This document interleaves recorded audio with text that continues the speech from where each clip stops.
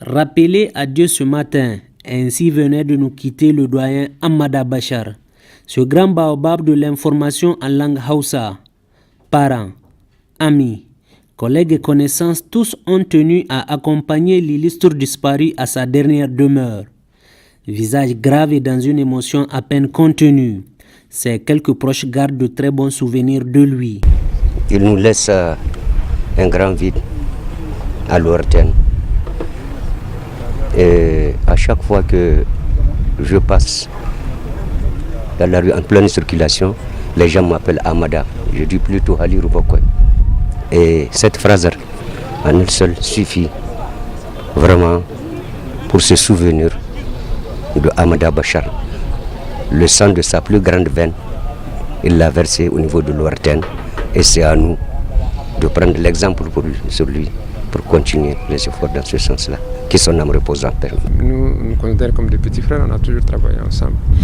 Vraiment, je ne sais pas quelqu'un dans ce monde, en tout cas dans notre petit monde de journalistes, qui peut dire quelque chose de pas aimable contre Amada Bachar. Je crois que c'est un homme très aimable, quelqu'un qui nous a quittés. Et vous savez, en tant que musulman, on ne regrette rien, c'est la voie que tout le monde doit suivre. De Dieu nous venons et c'est de Dieu qu'on retourne. On retourne en poussière comme on est venu. Aujourd'hui, par la volonté de Dieu, on a retiré l'âme de notre frère et ami, notre collègue. Moi, je peux dire en tant que collaborateur direct que nous avons perdu un monument. Ce n'est pas une simple bibliothèque, mais c'est un véritable monument. Parce qu'au-delà de tous ses conseils comme animateur ou journaliste, Amada dépasse ce cadre. Amada est l'historien du présent et il a été aussi l'historien de tout temps. C'est un grand politicien. Il a évolué dans la grande sphère de la politique nationale et même internationale, si on peut le dire. C'est un très grand journaliste, très expérimenté. C'est un grand homme qui est parti. Et on peut résumer la vie d'Amada à celle d'un très très grand professionnel.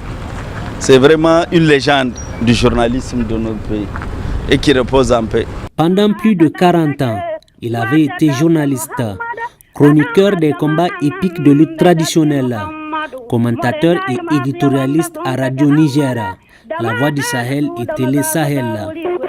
Né le 22 octobre 1934 à Maradi, il est père d'une dizaine d'enfants et marié à une épouse. Fondateur de Sashen Hausa de Radio Pékin en Chine.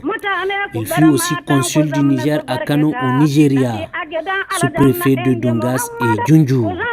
Repose en paix, doyen, que la terre te soit légère.